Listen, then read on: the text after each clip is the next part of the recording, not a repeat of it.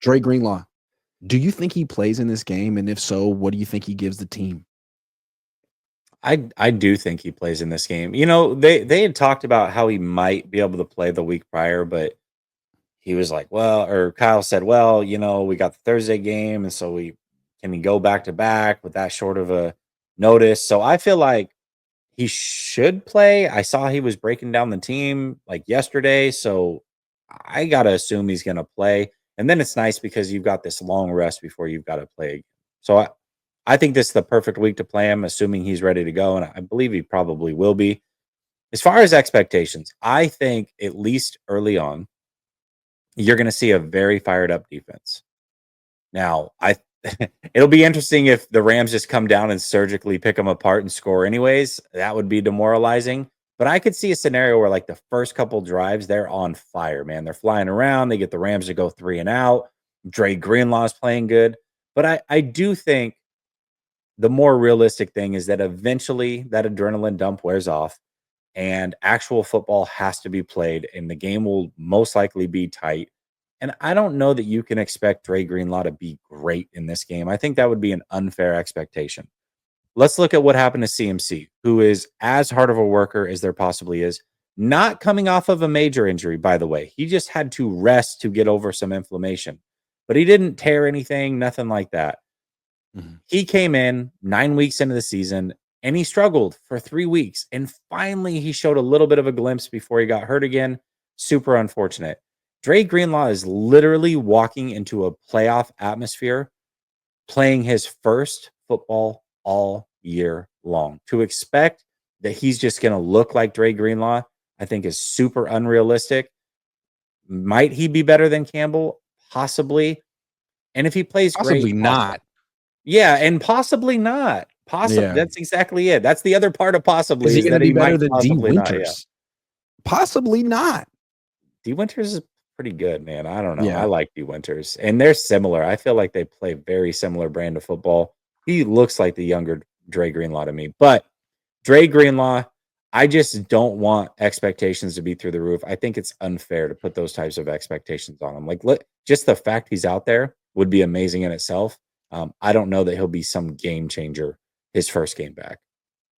I feel like we're having the same conversation we had with Christian like a month ago, where it's like, okay, Yeah. Christian's coming back, but he hasn't played in a while and he's not in football shape and you got to be careful with them. So, I would expect like a package of plays for him, but he's definitely not going to have the same workload he had. Boom, he got the same workload he always had. And I feel like everyone's saying with Greenlaw, like, yeah, he's coming back, but you got to temper your expectations. And maybe they play him a little bit and they have him on a pitch count. It's like, once everyone says that, I can, unless Kyle really has humbled himself, he always is the kind of guy's like, oh, what did you say I needed to do? No. He's going to play. It's Dre Greenlaw.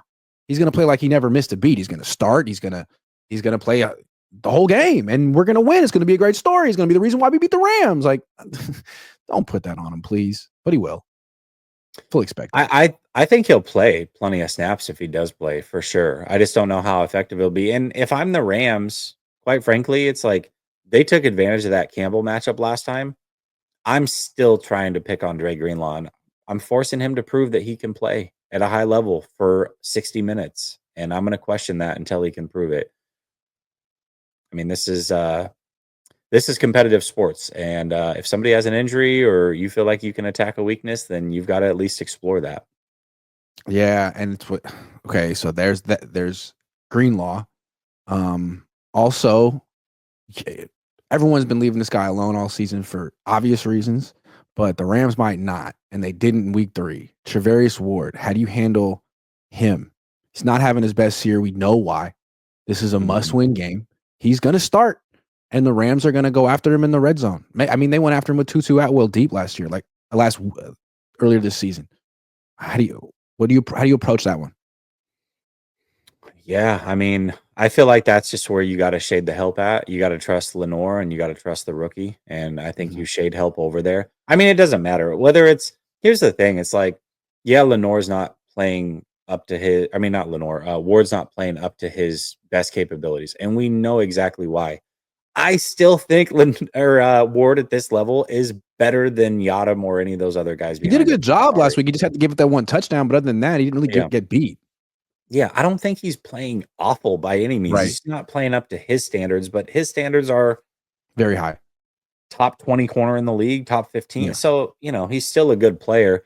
But yeah, I mean, no matter what, I don't care how good our corners are. Puka is a problem. Cooper Cup is going to be a problem. And the other thing about the Rams is they're not going to bail you out and stop running the football.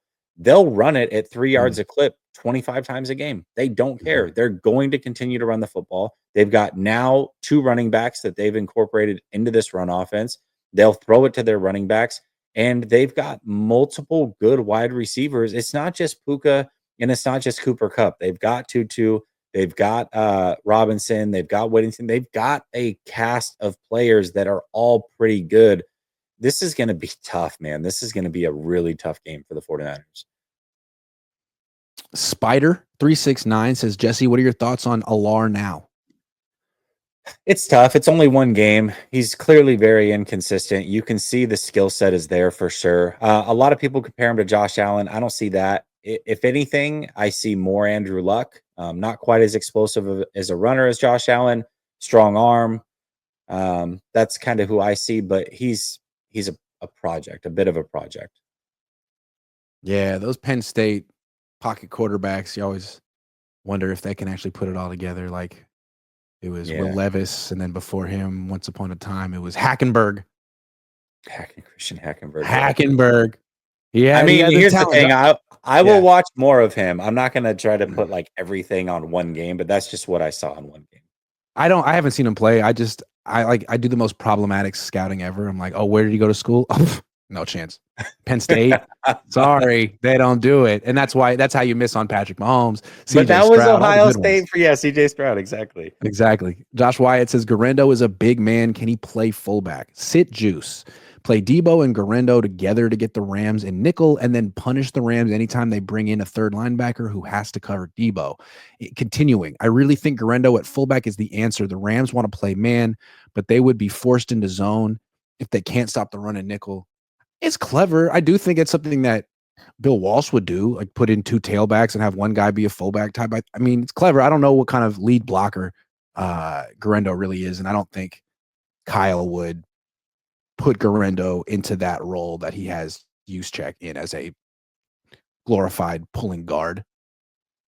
Yeah, I don't think So I don't so know. either, but I do think it's a package you can use. And I that little play that they did last week where he does the fake handoff and spins all the way around and hands the ball off to Garendo for 30 yards. The Packers have been doing that all year long. It's been right there in front of him. He watched it happen multiple times against him. That little package you can use and do different things with. You could you could start the play, send Garendo or Debo in motion, and then have them come back, fake the handoff to him, or give the handoff to him on a jet sweep. If not, you can fake it, spin around, hand it to the other guy, and now you've got Debo or Garendo with a head of steam as a blocker. Like there's multiple things you can do.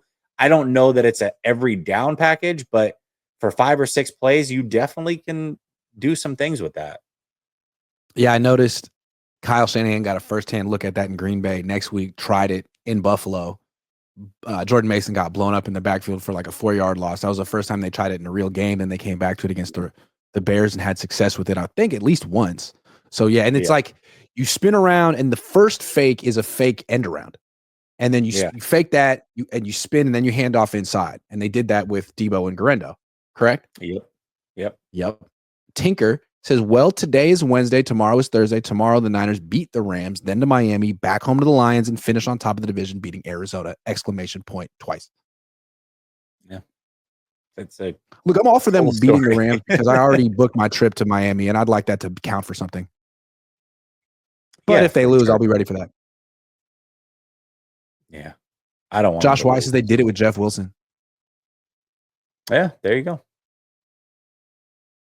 And Ross Dwelly played a little fullback for this team, too.